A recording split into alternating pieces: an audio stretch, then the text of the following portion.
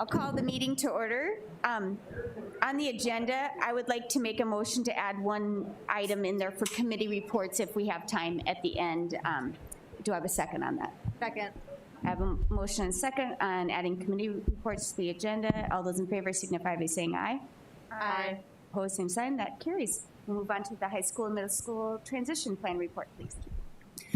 This is exciting because this means we're already at January, and a lot has happened already in the years past leading up to what's going to be the opening of two of our new schools next fall, Ben Rifle Middle School and Jefferson High School. And so we wanted to take an opportunity to give you an update both on the physical structures that are coming along nicely, as well as everything that goes into now doing the intricate work of staffing and preparation for teaching and learning. So with that, I'm going to first turn it over to Dr. Nold to talk about what's happened getting the people side of this ready. So we've really broken this down into three different areas for you today to be able to go through and just give you updates on the progress of the Ben Rifle Middle School and Jefferson High School. We also do have Mr. Hieronymus here who can comment on any of the maybe specific questions with Ben Rifle, who will be the principal of Ben Rifle, actually is now at this point in time, and Dan Conrad here with Jefferson High School, so they can also comment or correct us on areas that we may have errors as we go through. We've broken this down into three areas. First of all is the student aspect and what we're doing for the students to prepare for the start of the school year of both of the two schools. And we do keep in mind that the student impact on this, most will draw their attention to the fact that we're opening a brand new middle school, opening a new high school. We need to make sure that kids are acclimated and prepared to go into those two schools. But there's students throughout the district that are going to be moving schools. And, you know, students would be moving from Washington to Ben Rifle or Roosevelt or to Lincoln. And the same way with Lincoln to the other schools. So we're also, as we go through this presentation, a lot of these same steps are being taken for those other schools as well, as they have those students that are going to be transitioning. So part of that will go through the student process. And with the students, we're really looking at the enrollment of the students, the registration of the students, and the welcome and the orientation of that. And that third piece or third component is truly how we help those students become acclimated to the school. So the first part of it is a lot of the logistics with the enrollment portion of the students, the steps that we have taken as we go throughout this year. The first part of the enrollment is that grandfathering piece, and if you remember in the decisions that were made to allow the grandfathering for those junior students that are currently juniors this year that are involved in the process of the change through the boundary change that will be moving to a new school, that they did have that option to elect a grandfather. We did send notifications out and reminders out. December 1st was that initial deadline, and we had about a 70% response rate at that point in time, so we opened it back up, as you know, to the January 8th date, and by that we're going to have 100%, because now we're going to individually contact every family to make sure what their choice is, so there's no one that can say that they did not know. And so most 2 out of 3 schools have now submitted in. They made their full contacts of any of the remaining 30% that they have, and have identified which school they're going to be at. And so the other one will be obviously coming in here by the 8th. So that's a grandfathering process. That's the first step of that enrollment. The second process in there is really those students that were impacted by the change. So anybody 5th through 10th grade, because we know open enrollment starts on that December 1st date, so we wanted all students to have a fair heads up and notification that they will be changing schools. And we start with the 5th grade because obviously when they're going to the 6th grade, they may have anticipated, like a brother or sister, they'd be going to a specific middle school, but that may have been changed because of the boundaries being moved. And so we notified all 5th through 10th graders that were impacted by a boundary change that they would be changing. And this would now be their new home attendance center, whatever that would be. So that included whether it was going to be at the new Ben Rifle School or at Patrick Henry moving from when they would have originally been at Edison. It would have also included those individual students that would have been at the unique schools such as All City Elementary. All those students were notified that they would be going to a different school. So 5th grade all the way through 10th grade, we sent out those letter notifications. I don't remember how many thousand that was, but we sent those out to all the families so that they have an appropriate heads up on 2 different options that they would potentially have. One, they could complete an open enrollment application. And that open enrollment application obviously would open on December 1st. And they could complete that to see if they could remain then at a school of their choice, if that happened to be the school that their older siblings went to. The other process in that was then they could attend their new home attendance center. We wanted to make sure that they each knew what the new home attendance center was. So that was the second step we took in that process. And then the third of which, obviously, as you know, was the open enrollment. And it was a great year to be able to start the online process with that. And outside of the first about 13 and a half minutes, the online process worked very well. And any of those that were inhibited within those first 13 and a half minutes, we made that right. We readjusted their time slot so that it was attributed for that start at 7:30. And so we made sure any one of those, we made that correct with them. And the same way with the individuals that showed up here in person. Far more did it online. The vast majority did it online, but we still had 100 and some that came in here and completed a paper copy of that. We normally run probably 200 to 300 on that opening day. We went over 1,000 on that first day by the time we got all those papers in and processed. And Molly is almost completed now entering all those in open enrollment because we keep a spreadsheet of that. And by law, we go through and take that in the order of application all the way down through the list. And we'll work through that process.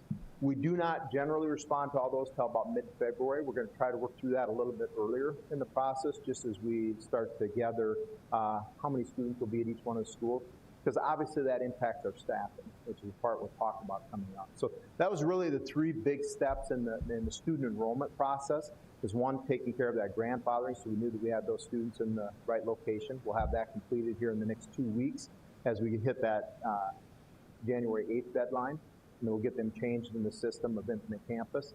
And then we'll go through then after that to start to see how many open enrollments we can accept after that. Now, we did also have the staff preference. I believe there were 16 applicants that we have for the staff preference piece. That'll fall in line at the same time right before we do the open enrollment piece, so that'll go in there as well. That was not specific to the boundary change or to two new schools. It was to anybody that applied to. The next step in that is just the general enrollment of all our students. And so with that piece of it, we're looking right at the start of the second semester. Matter of fact, by the 25th, we're going to start to get a little bit more hard numbers. So we know then we'll respond back to those open enrollments. So all general students would be open enrolled, not necessarily bound by the boundary change or impacted by the grandfathering piece of that. And that's across the entire district, but specifically to those two new high schools, getting those enrolled and rolled over into their count, so it starts with the registration process. Middle school has started that registration process, and we'll hit on that a little bit coming up here. So we do have that general overall enrollment piece. That's what hits through with the enrollment of the students. It sounds like very mundane, and it is, because it's a lot of paper shuffle and then changing things in campus. We go then into the registration, and that's where we start to actually work with the individual students and families.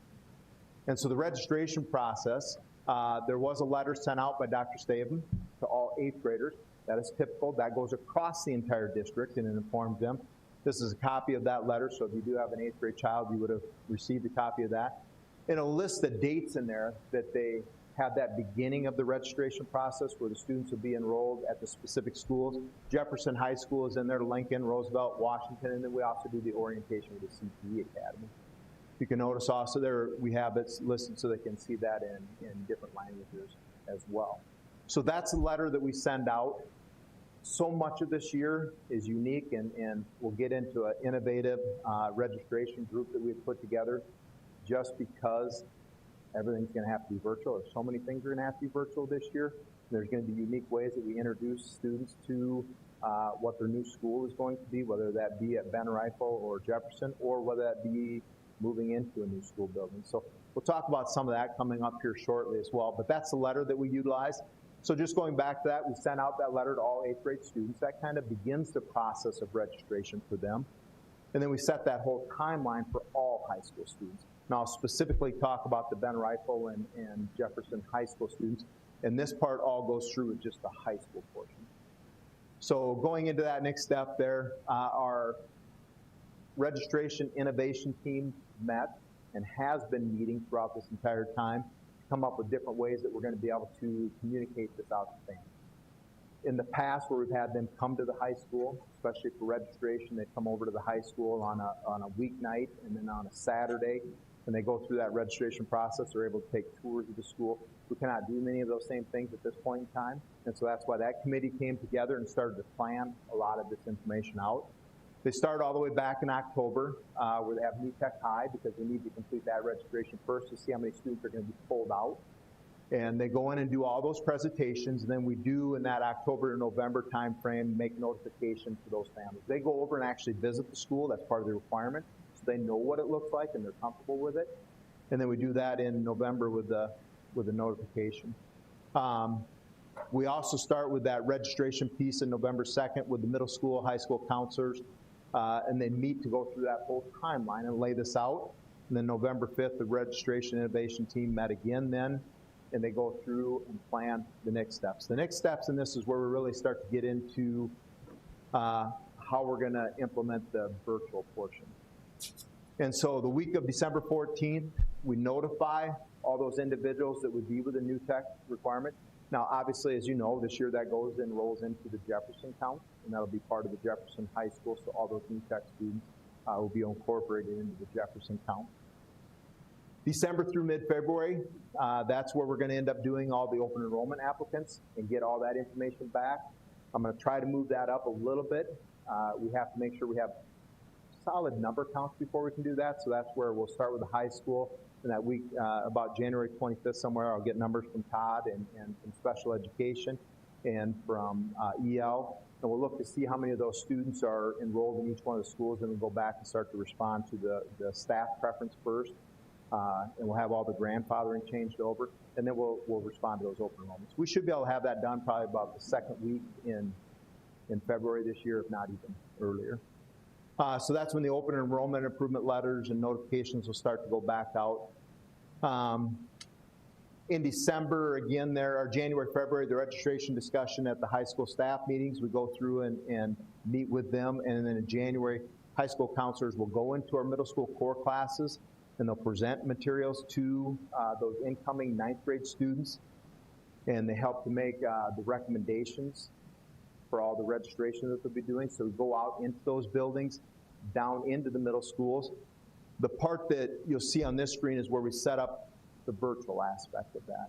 And so each one of the schools, Jefferson, Lincoln, Roosevelt, and Washington, has different dates that are going to be on there. Typically, this is where the 8th grader would have come to the high school and had some of those informal tours to go around the building and have that meeting in the night and meet with some counselors, some of the department chairs. They put that together into video format now, and that information is going to be shared out on those dates, because then there'll be some people there that'll be able to also answer questions for them, counselors. They'll be able to help and respond to their needs. So they have those dates set for each one of those in January. That helps with the registration. We know high school felt very strongly in the fact that the summer connections is a key piece of getting students in, and I still believe, especially depending on how vaccinations and things like that go, we'll be able to hold those. The middle school the same way. We were able to hold those things this last year, even when we were in the middle of the pandemic. We just implemented all those safety protocols. And so that's a lot of those areas where we'll have those kids coming into the building. They'll be able to have extended time, and then the back to school orientation sessions. And we'll show a little bit on those. But this really assists with the registration portion.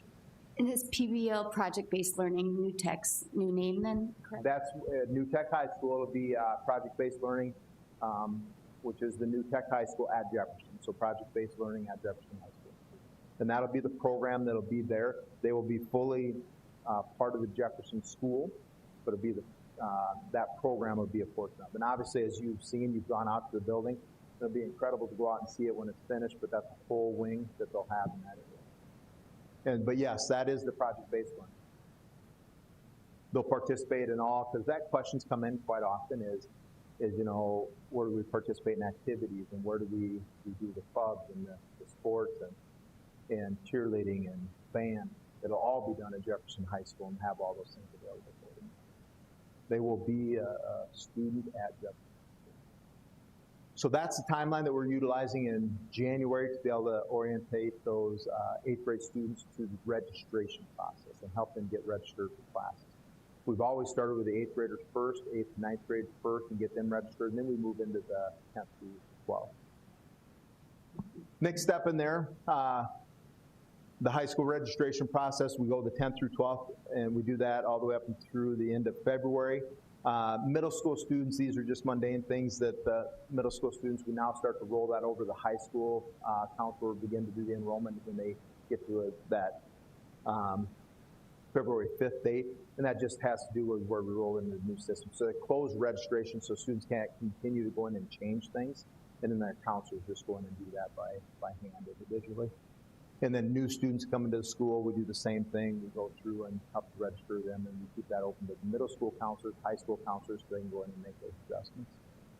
And then the registration innovation news, that team will continue to meet because we need to plan out things for the middle school. Middle school, we wait a little bit longer on here because we need to get the high school done right away first, and then we start to move into that middle school process. So that's really the registration timeline for high school, and that's that second phase of having the students prepared.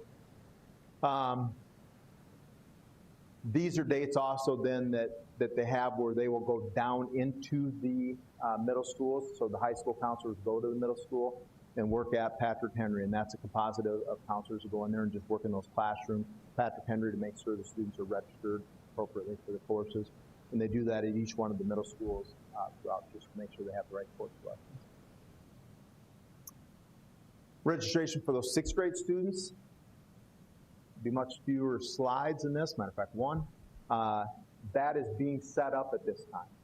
And the registration process going from that 6th to 7th grade, or 5th to 6th grade, is much simpler than it would be going from the 8th to 9th grade and all the steps involved. But they'll have that same type of a timeline all laid out for our kids that will be going from the 5th to 6th grade as well. The orientation then, which is probably the most critical piece, is how do we make sure those students are comfortable in the buildings they're going to be going to. Regardless if we have built the new schools or not, it's still a trying time for a lot of those students as they leave a middle school setting and now move into a high school, or move from an elementary setting and now are going into a middle school.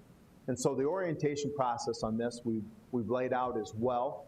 And they've done a great job. If some of you have gone into and seen some of the Jefferson or Cavalier chats or the Cab chats, or some of the other things that they've been doing there, it's really helped to draw some of those parents to start to be part of that community of the high school there and be part of the boosters there that are being established. And Dan could talk more on that, but really working there at that 8th grade students going in and meeting George McGovern Middle School and Memorial Middle School to talk about some of those students that we know are going to Jefferson High School, and meeting with the admin at those schools and going into the pro times and talking to those kids that will be coming into Jefferson High School.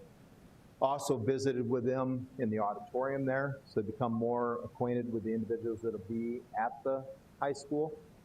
And during these meetings, they've showed a slideshow of information on things that they can be involved with, the academics, the activities, progress on the building, and all the goals that they have. The big piece of that is just the comfort level, because once students, it's something new they're fearful of. And a lot of that was just to take off some of that edge as far as, hey, this is a brand new building, you got to see this building. Once you get in and see this building, it's pretty incredible. Now that you start to hear some of the head coaches that are being named and some of the teachers that are being named as department chairs, and the same applies to middle school, there's a much greater comfort level because they know a lot of those individuals. They're part of our district already, and they're in many of our schools already. So that's helped that ease some of those fears that students have had when they're moving from the middle school to the high school. Next step in the high school part of that, welcome letter is being sent out to all those students that reside in the Jefferson attendance area, and so wanted to make sure that they knew that they were welcome to come to the school, and sometimes that anxiety of applying for an open enrollment and then they find out that open enrollment may have been denied. Well, we wanted to make sure that they knew that they're accepted and welcome and wanted to be at Jefferson High School. January, creating a video of the building, the open houses that'll be in the spring, those things are being planned out. Obviously, some of this is going to be based on construction as well, and how do we hold those open houses. But a couple of the other things, they're sending out the tweets on the new individuals that have been hired, because most, and we'll see that in the staffing, most of the department chairs have been hired and several of the coaches have now been hired. We're honoring also the sports season, so as we move in through basketball, we want to make sure that they're going into basketball. Before you name a new basketball coach at a different school, we wait until after the football program. Volleyball's been named, but so many of those have already been named now as the coaches, so those individuals are going to start making contact with the kids that are coming to the school. And then as we bring those new staff on board, they have the cab chats and are able to share that information out with the students. They're also, one thing down there, created a little video with the help of Ben Schumacher and visiting with staff and students who made the change from Roosevelt High School in Carter 29 years ago. But they're able to have that and a little bit of a conversation of some of the anxiety that they went through and some of the excitement that they went through when they started that brand new school. So some of the excitement and some of those things and trying to be able to keep kids involved and informed. So we go into the next part of that, special education staff. We're going to have those transition meetings with anybody that's on an IEP. The special education staff will meet with them and talk through that whole process of that change. The same way with our EL students, because there is the case managers who work with our English language learner students and that whole transition process. And they will talk with them. The Jefferson High School will have summer connections this summer. We're really looking at that to go into the July date. Matter of fact, the 12th through the 27th, because we're just not 100% sure of the status of the building in June. And a key piece of that is going to be to have them into the building and going through that part of it and seeing the building. And freshman orientation, obviously we will look at that, the tentative date in there, but to get those students into the building. I believe as a high school principal, that's probably the key component, because that's where they all come together as one class. There's not a question of where they're going, because they're all there together as one class, and you do a lot of different activities and events with them on that day, and it's an orientation day, so they get to know the school. Many of the same things will be done with Ben Rifle and their welcome and orientation, so you're going to see a lot of the very similar part of it. A lot of those things in March with the counselors and the athletic coordinators meeting with those students that are going to be coming in, and they've gone through and talked with them. But a lot of this is going to be done by the virtual tour and the virtual videos and conversations with those students, and that being shared out. And a lot of it is also, again, to just ease that anxiety of those students. There's not as much fear sometimes going from that elementary to the middle school, but definitely is, any type of a change like that. So we want to make sure that we have those things prepared so those students feel comfortable coming into a brand new building. And then in late March, the administration and counselors, again, will be visiting with those incoming 6th grade students. They have that welcoming video, like we said, and the virtual tours. And we're also hoping, depending on how that works, that we can potentially have kids come in there. If not, have a completed building that they can see the more virtual tour of and be able to get that. That's something that we've done with all the middle schools, our elementary students coming to middle school, that tour of the new building and being able to come over. That's all going to be done virtually at this point in time. We still hold out a hope that we could maybe do that in person, but most of that will still be done virtually. So that's really the 3 processes to help our students become acclimated. Quick question. When we talked a lot about this during the boundary process, also making sure students who maybe aren't going to the new buildings, but also still change their boundaries. So I'm thinking like students from that Whittier neighborhood that are coming to Lincoln or east or west of Minnesota going to Roosevelt and George McGovern west of TLS. Are there same processes for those students as well? Yes, and that innovation committee is going through those and creating those videos and tours and the information, because it's not just going to be, you know, the 8th graders are going to be moving, but those current 9th, 10th, and some 11th graders, and so they're putting together those pieces for them as well. That'll be done for the registration process. It'll be a little more difficult for the registration process because obviously they're still going to be in their schools, and those counselors will work with them. Their registration will roll into that new school, but then we're also preparing the virtual tours and the information that they can go out and see as well. They'll see what that new school looks like and the orientation. In the fall, when we do the freshman orientation, that's where a lot of them are talking about what things are we going to set up, and that's still in conversation, but what things are we going to set up so those kids can be welcomed in, much like we would do with the freshman orientation. And same with middle school for the Georgia Yes. Lake. Thank you.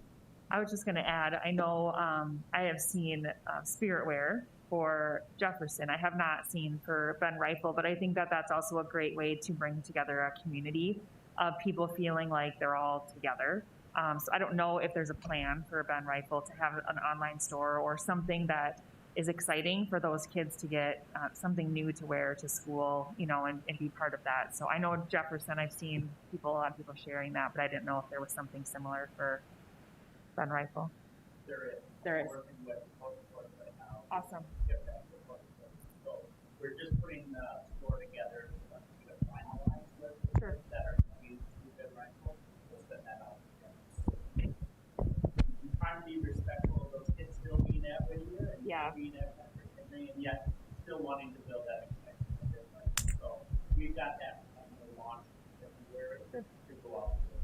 Awesome, thank you. All right.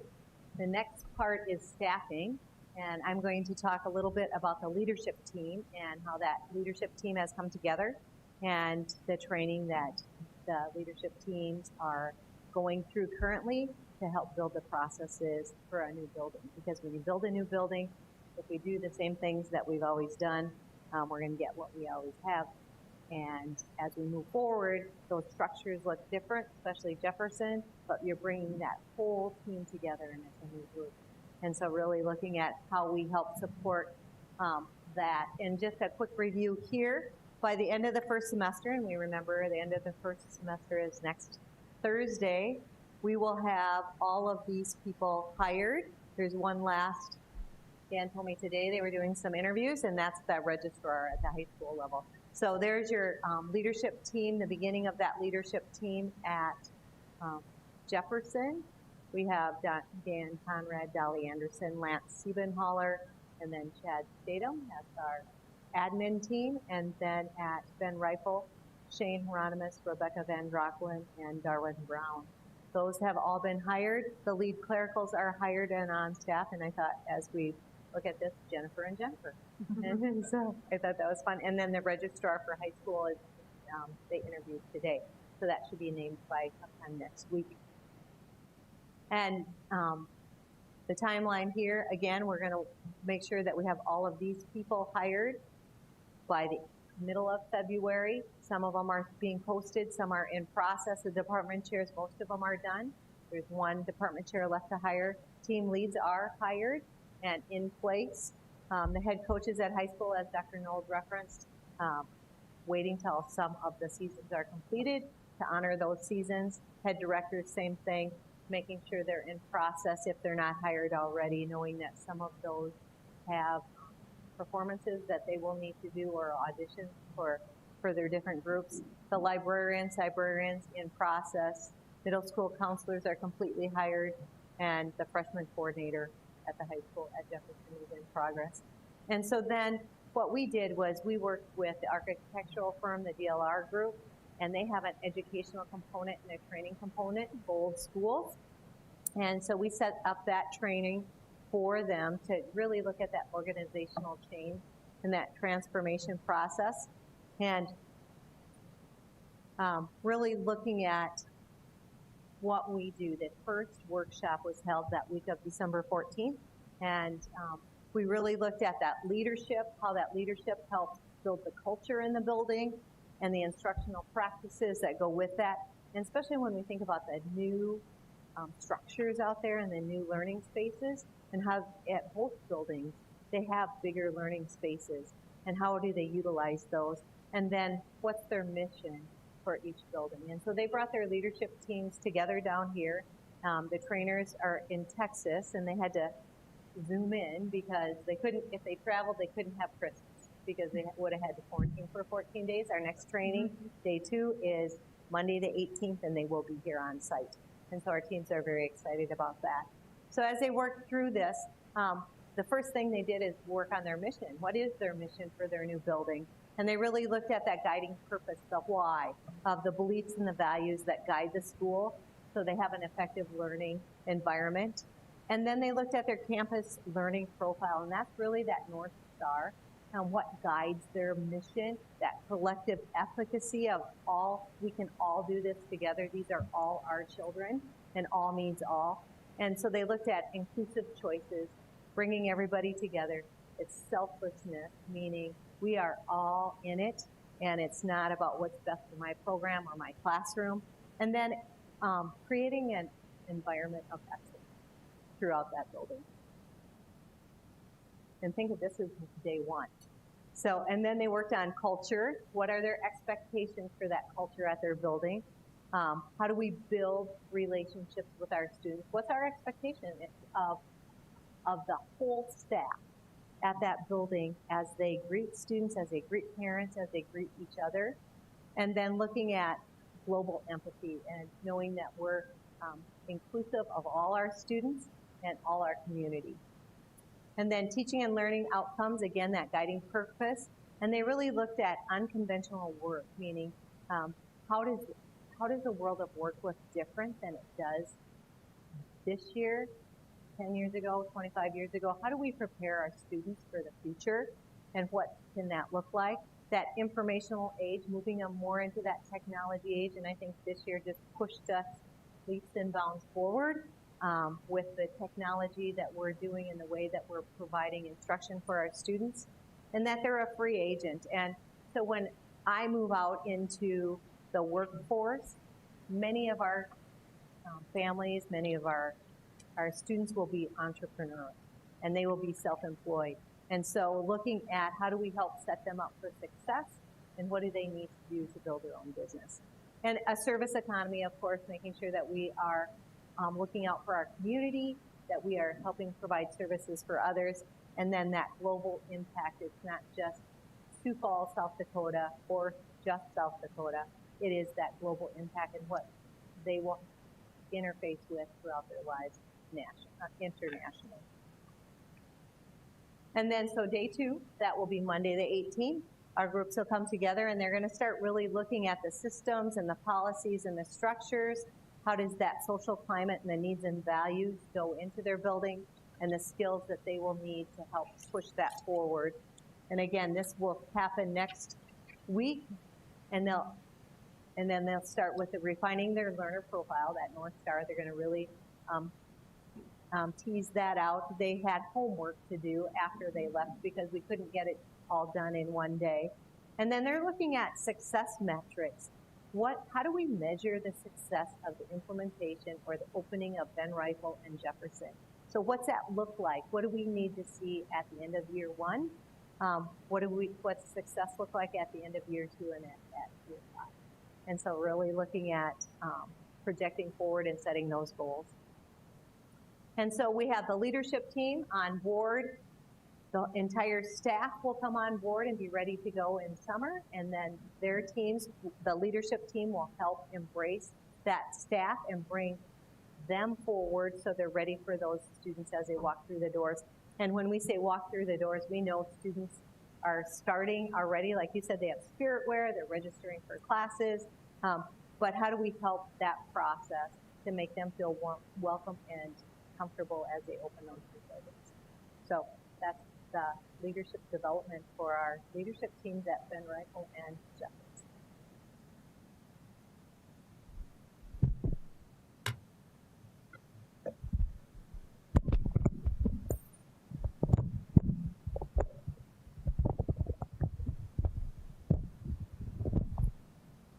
And the remaining part of the teaching staff, once we have that leadership team in place, is a large process. And it's a process that we've begun to work through and working with all the entities, but obviously the teaching staff. And so many of the department chairs, which are teachers, or the team leaders, which are teachers, have been hired and are in place now, and now it's to fill out the remainder. First part of that is really the volunteer process. And so for the negotiated agreement process, we go through and we're looking for the volunteers by those schools that are impacted, which is each one of our middle schools, because every middle school is going to be impacted by this, in each one of our high schools. Now, there could be individuals that ask to move from an elementary to a middle school or a high school, but we need to first look and focus at those middle schools that will have a reduction in staff because of the number of students that are going to be lowered. Like a Roosevelt, for example, the number of students there we hope will be significantly lowered, which obviously would mean that our staff would be moving to other buildings. So the first process in there is looking for those voluntary transfers. We did send a letter. This letter was sent out to all the staff at the middle schools and high schools to ask for volunteers in the movement of that process. And in the letter, there's a very simple application and a Q&A for them to go through and look at and have some of their questions answered. The application process is short. There was, within the first couple hours, 30 some that had, and then shortly after that, there's 60 that had applied to be able to look at a voluntary transfer process over to new schools. And so that's one step in the process of that, is looking who will go to, and then that abbreviated application. And so that letter is that first kickoff. We then will have that FTE projections, at least some initial projections, to be able to make some good estimations on how many students will be at each one of the schools. We'll use that for the open enrollment process, but we'll also look at that for the voluntary movement process. So if the school, we know at Jefferson High School, will need 15 English teachers, and we know that one of the other schools may be long by too many English teachers. We'll look at those voluntary transfers and start to move some of those voluntary transfers there, but also keeping a focus and attention on the current schools, the Roosevelt, Lincoln, and Washington, because we need to maintain a strong staff at each one of our schools. And so we'll make sure that we take appropriately from each of those schools based on the application. Just because somebody applies for voluntary application does not mean that they will be going to one of those 2 new schools. Just means that we'll look at that as a request, and we'll see where that fits best with the Sioux Falls School District and the students and the schools. And so that's part of that process. We have that meeting for the high school to review that on the 28th with the voluntary applicants. And for the middle school on February 4th, in that meeting, there'll be our high school principals on the 28th, and all of which will be represented because we need to have that open conversation. We look to see where we have that fit and how we'll be moving from one school to another. And the same with the middle school meeting. We'll have all middle school principals there at that point in time. After that, we look at the involuntary transfers, so then we'll have much better numbers by that mid-February point, and we'll know the counts for each one of those high schools, and then we can see how many more staff we need to be moving like that. And so then we'll look department by department, school by school, and say, you know, Lincoln High School, you still have 10 too many teachers, and you need teachers in English or math or social studies or science. And we'll start to move some of those in that involuntary process. And those meetings are the 18th for the high school and the 23rd of February for the middle school. After that, all openings, because then there'll be some openings at all buildings, and everything will be done through the application process after that. So that's to fill out the remainder of our staff. The next part in there is the physical buildings.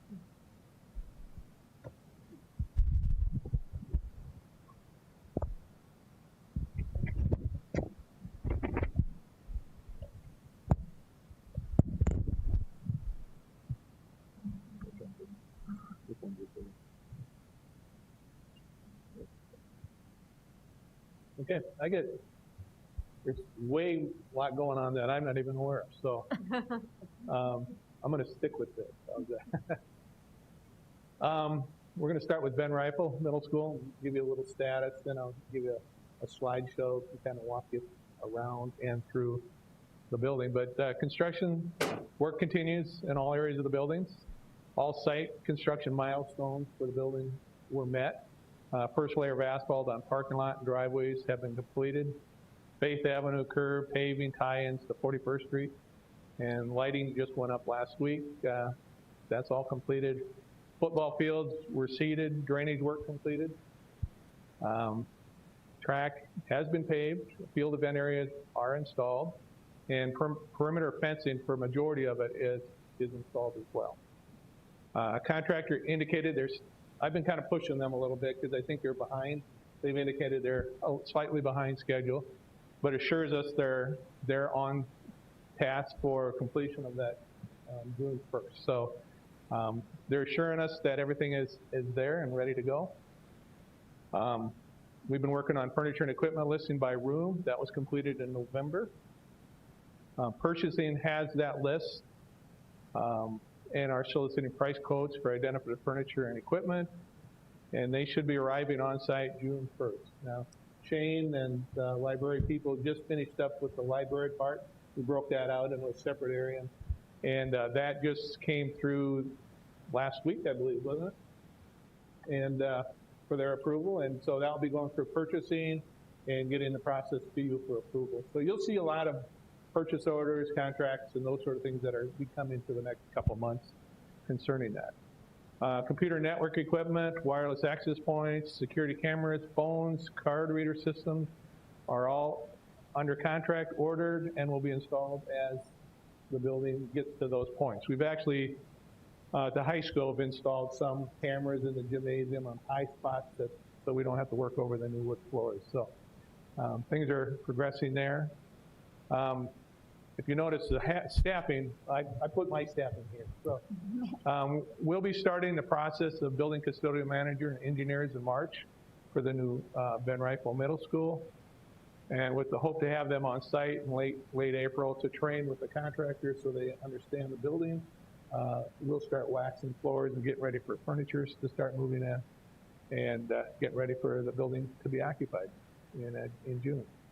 So I'm going to walk you through a quick slideshow of what's going on. This was pictures taken in December 28th.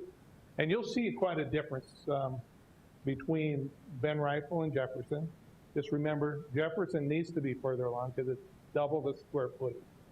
So they have to be quite a bit further along to get to the end result. So, and I'll tell you, we had a meeting like at 2 o'clock today, so I ran over here from that, so I can tell you exactly where it is even today. So, and it's changing daily, so I'm feeling a little more confident than I was a month ago. So. Okay, this is Ben Rifle on Faith Avenue looking south. You can see the new road. And the developers to the north have actually tied into this, so I think we'll be able to get quite a bit north, unlike some buildings where we just stop right at our property line.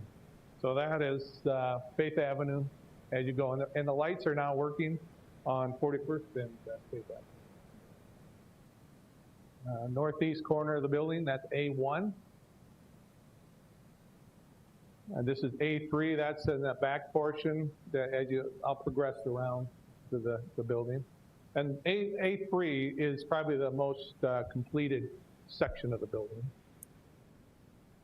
There's A3 again, and then you have A1 or A2 is a two-story structure, and then the music is the far right area. And that's the storm shelter, so those windows are special order and they're still waiting to come. And you'll see some of the things we had to do inside there for the storm shelter to get that accomplished. And then you see the auditorium, and this is the receiving area, see the electrical. So this is really the service entrance, and the garbage area will be to the right as you go. And this is the north bus drop-off loop. And this actually has both levels of asphalt done. So that is pretty well completed. With the exception of sidewalks. You can see that was graded, but didn't get it in, which is probably good. We don't have to go through a winter on these sidewalks. So they're in a good position. They've got rough grading for pretty much the whole site. If you can see on the left, that's our site on the other side of that red truck, and that's all been graded. We just have to fine tune and then do landscaping in the spring. Okay, there's that. If you look back, that's looking northwest. There's a field house. The trusses are sitting in the parking lot, but it looks cold, doesn't it? And windy. It will be windy. It will be windy. But football, we're ready to go for football. Yeah, there you go. But you can see the track. The track is kind of, you can see that it's covered with snow. But there's a drainage. Most of that's in place. So they'll stripe next year. The field grass has come up, so they're ready to. They'll be ready for them. And you can see our fence up on the top of the hill. It's actually going to be somewhat nice because you'll have an almost natural grade amphitheater. We probably didn't need the bleachers that we put in. Okay, and this is from the other side. This is our property. There's about 6 foot of property that we own on this side of the fence. But that's the fence, and then you have the track. You see where the football goalposts are, and working from left to right, it's the auditorium, the locker area, and then the main gymnasium. And this is looking on the other side, southwest corner of the gym, so that same section is a higher portion. Then you have the multi-purpose gym, and they now have the glass on that curve or portion up there. They don't have the specialized pieces of the curve, but they have glass almost all the way up now. And this will be the main entrance, and you see A2, that's the office area as you look at that building. And this will be brick, so they lost all, when we had that 50, 60 mile an hour wind, they lost all the shelters that were around that, unfortunately. So that slowed them down a little bit. And this is the southeast corner of A-Wing, looking at the library, and this would be the entrance to the parking lot and the drop-off in the front. Okay. Oops. Right, I kind of set these up on both buildings to go from the least finished to the most finished, as you can see. But this is the inside of the gymnasium. They're putting electrical conduits there. They've got the ductwork, if you can see right there, coming through the walls, and so they'll be putting that in. They're finishing up the final masonry on the wings at the movable wall. And that's pretty close to done now. And then moving down, this is the commons area. This floor, it's not poured yet, but it will be poured tomorrow. And by midweek next week, almost all the floors will be poured in the building. So it never looks as finished when there's gravel on the floor. And that's the kitchen area.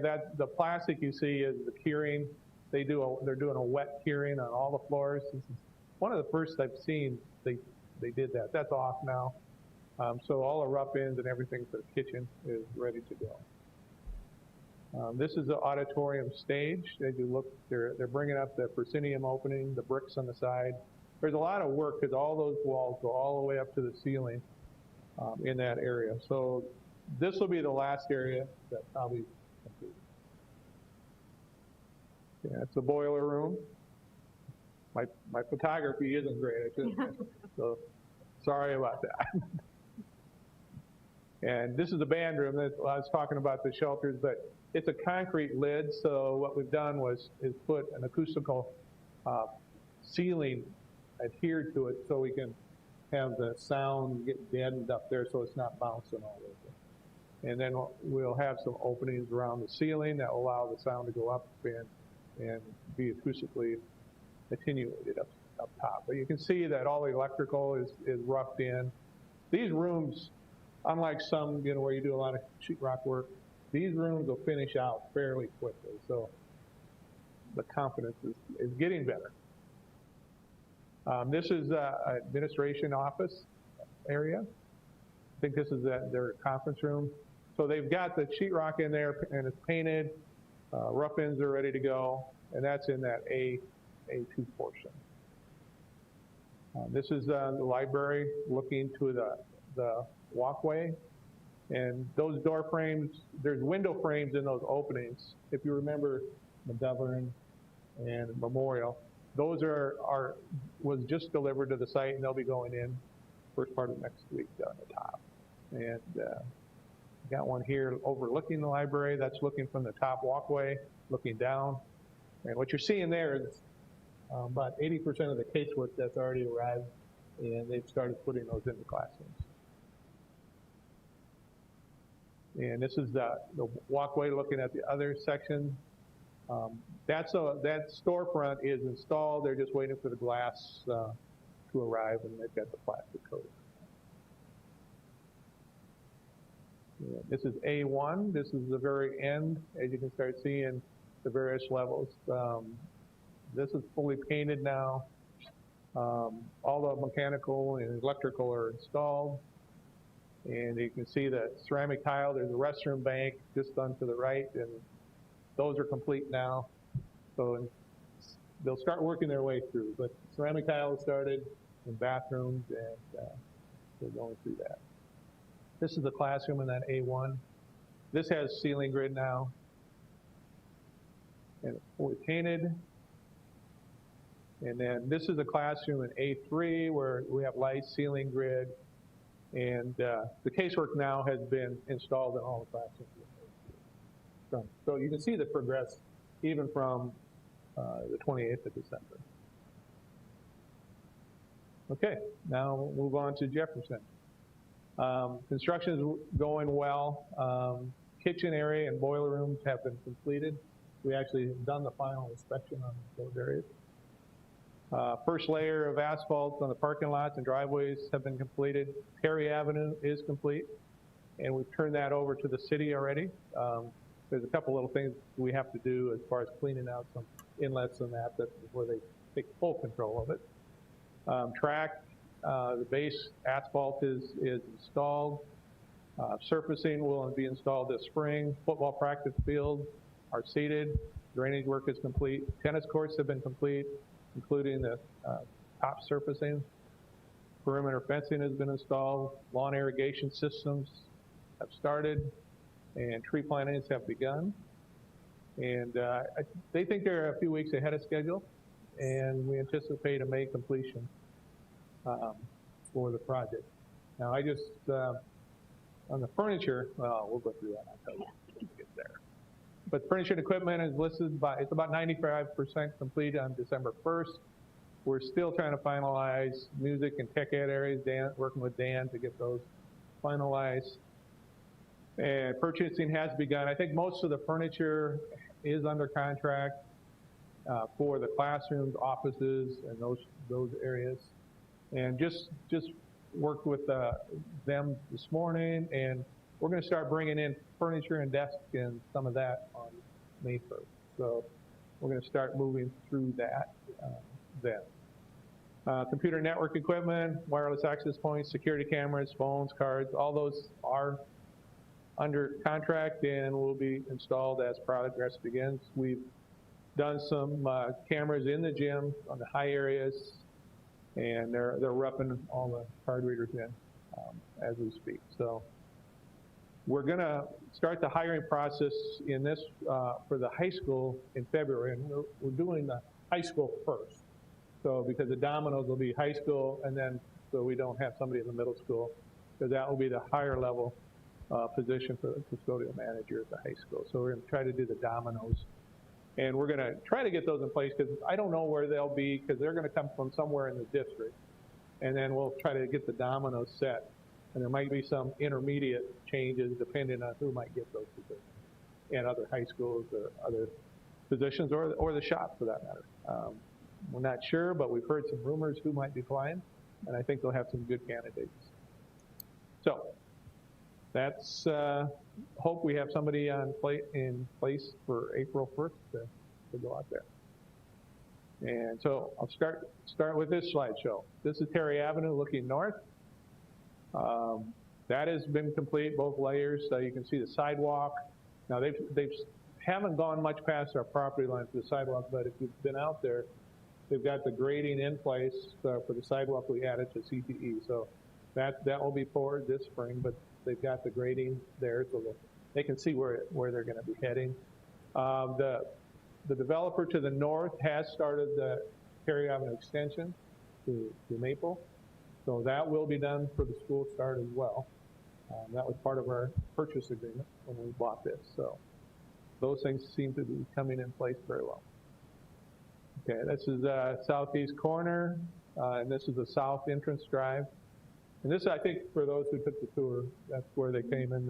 The construction trail is just to the left as you go. But you can see they've started putting the panels, the white where you see that lift, is they're installing the metal panels that will go on there, because that's metal panel, a green metal panel that will be there. That the green that you see is a air barrier. It's not anything that relates to Green color. the building. So that's not, so Dan doesn't have to worry that that's the wrong green. This is, now as we're going to kind of walk down to the north. This is, H is a longer one, and then F wing. H is the new tech wing. And this is, new tech wing will be the last academic wing complete. As you can see, they don't have the window curtain wall in yet, and they got some windows going in. You'll see as we move through the progression of that. This is the East Music Edition. You can see the music, and then you got tech ed, and the white precast is the back of the auditorium. If you look at the white back in there, that's going to be that courtyard that you'll have. There will be a fence across there, but that's where that interior courtyard will reside. And the drive there is for the music drop-off, and the band trailers is kind of sit where those dumpsters are. This is the back end of the tech ed, and you got the auditorium, tech ed, and receiving, and that's that same loop that just loops in. Okay, this is the north elevation. You see the gym. You can see the elevation changes. And you can see some of the trees that they planted. And this is that north drive, and you get a feel for the practice fields and the fencing around the practice fields. And that has all been seeded. The trees are back in there. And this is tennis courts, and you can see the field house. They haven't done, they got the waterproofing, but they have not done the standing seam roof on that yet. So that, a lot of work will be done this spring out there. But they have the lighting, those sort of things are in place. This is the main entrance. You can see some of the bench work that has been put in. I think they were just starting that when we did that tour. And you can kind of see the metal, the white metal, and then it's a little harder to see the green in that shadow there. But I think the next piece will give you a feel for what some of the colors of the precast will be. And this is E, G, and J. As you look at E, G, and J, and you can kind of see the white metal that goes above in the clerestory. Then you can see the green. That's going to be the green color inside, and then there's white also in it. Reset, within the reset. And those are the incubator labs. Okay, and now we're back to the south. This is the southwest corner. And what you're seeing there, the white is just a protective coating of the metal. Okay, now I'm going to walk you through the building as we go. This is the south end. This is that stairs that go the upstairs. I'm standing in the upstairs taking this picture. But there'll be a stairs, and this is where there's a future addition, that we plan, master plan for another house. And this would be the walkway to that garage. Okay, you'll see these in different progressions. Learning Center J. And this is Learning Center H. This is the new tech wing, or project-based learning. This is the one that's the least furthest along. This will be the last house done. This is Learning Center G. As you'll start seeing all these builds, the ceramic, and you'll see eventually to the locker room. You can see some of the lighting that's over those openings to the lower level. This is looking to the north, looking at the Library Media Center. And the next one will look at the opposite direction. So you can see the opposite direction, and the eighth wing, new tech, will be on the opposite side of that conference room that kind of looks like it's hanging down. And this is Todd's learning stairs. They've got the concrete in, so it's not like a steel structure. They're so pretty. So, and that's going to have a terrazzo finish on it, so it's going to be very similar to the auditorium. Where's the plaque going? Yeah. Yeah, and it's going to be multicolored. We have a Todd Beak stairs placard somewhere. Should we Just put painted some? down the side. Really? Okay. This is Learning Center F. Yeah. And this is coming along pretty good. And Learning Center E, this is the most completed learning suite. Now, we're gonna try to get scheduled Learning Center E and F by the end of this month to complete it, to have it all done, carpeted, everything, and then we can lock it down. And then we're going to work with the contractor and Ryan about getting the monitors installed and get a jump start on some of that. We could probably get furniture in there a little earlier, but I think we're just going to, I think the first part of May. Okay, and this is one of the bathrooms. So this is Learning Center E, which is the furthest along. So they've got the bathroom, it's pretty much completed. Yeah, well, Bathrooms are important, Todd. it is what it is. I had to get something that was fully completed. Material for you, Todd. Okay, and this is the commons as it's coming together. They've started doing the ceiling work, the linear lighting. We're having them rework some of these soffits. That's what you see, working some of that up in that sheetrock. And they just started. They got the first 2 pours yesterday poured on the terrazzo. They're going to start working from the very north, working south. And that's about a 6-week process. Okay, and this is the commons looking at the opposite direction with the stairs that go up to the second level. And they've got the bottom, that's all ceramic on that seating area underneath the stairs. It's complete. This is the main reception administration area. That's their work counter, looking towards the conference. This is the gymnasium. Now, the gymnasium, the wood floor just started Monday. So they just got the wood floor, and yesterday we're just putting the first pieces of the substructure. There's a couple weeks of work just to get, before you get the maple put on there. But they have started the wood floor. And that's the kitchen servery. And our new food service director went through earlier this week and thought it was a pretty nice facility. And there's the boiler room on that one. We're actually, those are the chillers that you're seeing, but we have the chillers inside. And we did something different here, is we put two of them in, and they can stagger, and it should be a 50-year solution to this. And we were able to get a little smaller unit and get quite a bit longer life to it. And this is tech ed area. This is they left this open so they could access the auditorium. And this entrance that you're seeing now is now enclosed, and then they'll be pouring this out, and so you won't quite see it like that.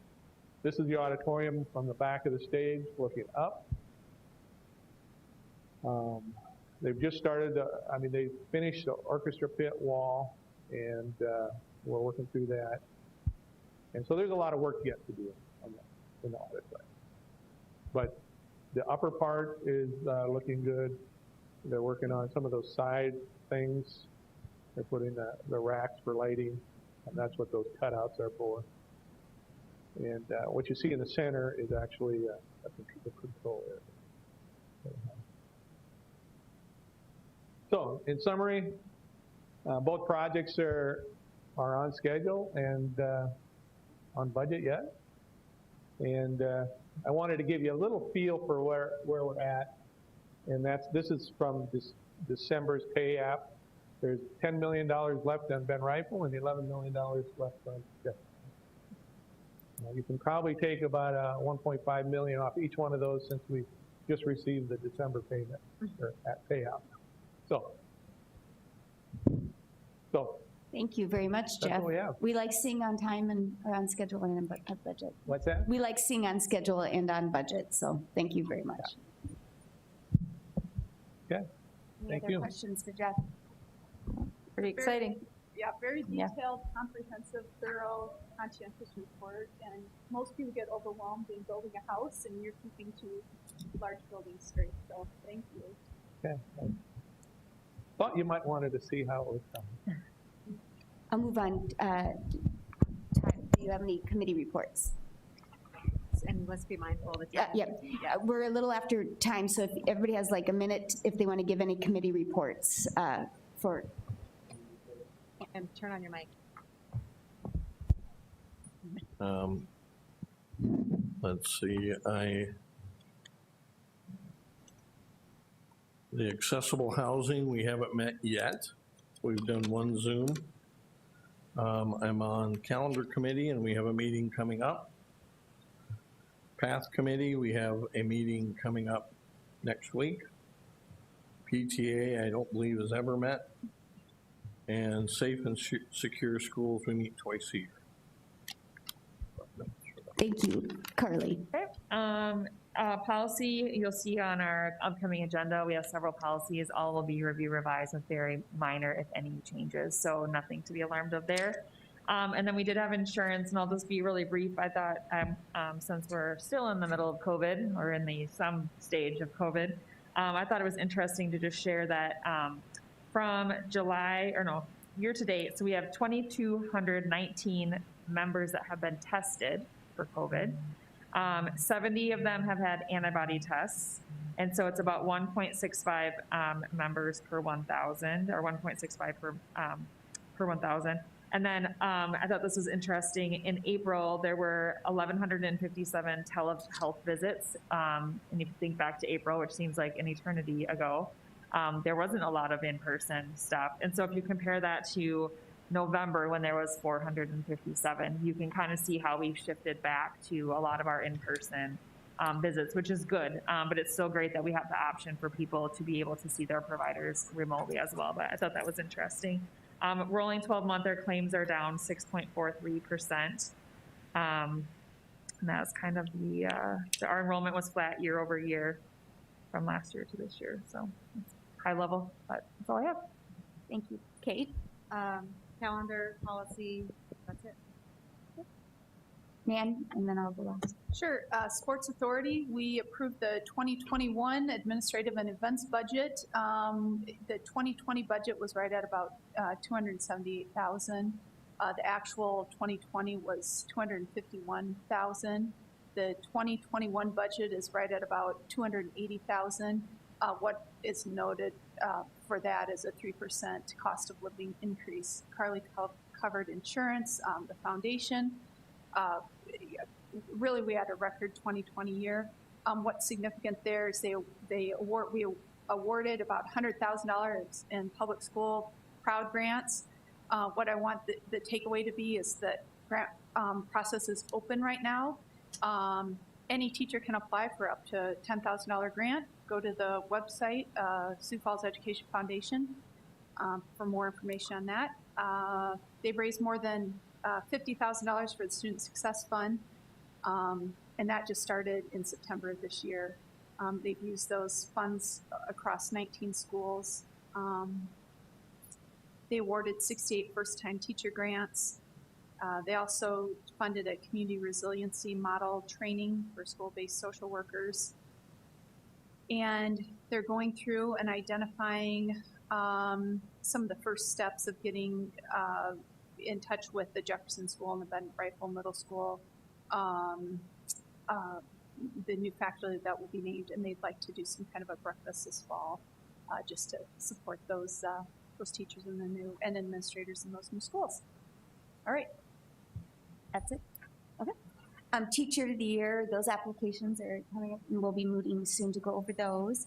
ASB, SD, I reached out all to you about the land rep we need to represent, so we'll have that in a minute. So whoever, we can have more than one, so whoever wants to, let's make sure we let Bev know, and she'll put it in the minutes on the consent agenda, so we can do that. Early childhood had a meeting, and just everything's going great. School's going great for the early childhood, so just keep on plugging away there. Hayward Park project, I let you guys all know about that. This Parks Committee has approved that. And so now it's going to the budget in the City Council in January to see if it can get moved up in the CIP. It's going to be a transformational project for that community and our school land there, so that's just exciting. Sioux Empire Leadership is still meeting. They're working a lot with accessible housing because that's going to be their big plug for this year and so forth, and hope to get that, especially with Amazon coming to Sioux Falls and so forth, trying to get more accessible housing. They also had the mayor from Colorado Springs, who was the former attorney general from Colorado, online to talk about marijuana and how they actually, as a city, they have put in so that you cannot have marijuana in Colorado Springs. So they did the opposite of what the state of Colorado did. So we talked a little bit about what they had done on that. The chamber tomorrow morning is that Good Morning Sioux Falls Legislative, that if you would like to participate. And Southeast Tech, Dr. Sabin and I got to attend a very exciting news today. Denny Sanford Premier continuing their Build Dakota scholarships. They're going to do $2 million a year. In addition, with the governor is going to add in $2 million a year from the state, $2 million from the endowment, and $2 million for partner for about $8 million a year going forward. To continue that, the governor's given $100,000 for a media campaign to promote tech ed in the state of South Dakota. And the most exciting news was another about $100 million. It's going to be $50 million has already been given to the South Dakota Community Foundation from Premier for needs-based scholarship. South Dakota is the only state that doesn't have needs-based scholarship for higher ed. It's for the 6 public universities as well as Augie and USF because their footprint Premier is in Sioux Falls. They will committed to another $50 million going forward for a total of $100 million. The governor has asked the legislature, they have to approve it for $50 million, so that will be 150, and they hope to get another $150 million from other partners throughout the state, so that will be $200 million endowment at South Dakota Community Foundation going forward for these needs-based. So it's quite an exciting day for South Dakota to have that, and we as school district need to get those kids to the finish line so that they can access those both Build Dakota and needs-based scholarship called Premier Scholarship. So exciting. Anything else? Otherwise, we better get over to Southeast Tech. So do I have a motion to adjourn? So moved. I have a motion second.